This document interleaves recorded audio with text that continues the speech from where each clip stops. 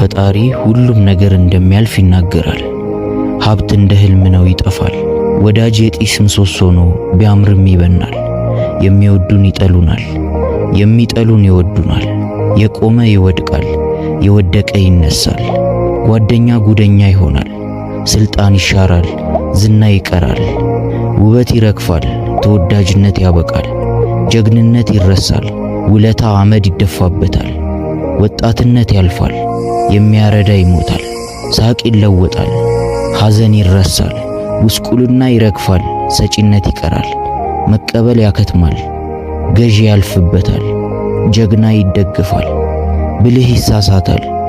ቆንጆ ይበላሻል፣ ጠበቃ ይረታል፣ ዳኛ ይፈረድበታል። ጤናማም ያማዋል፣ ሐኪምም ይሞታል።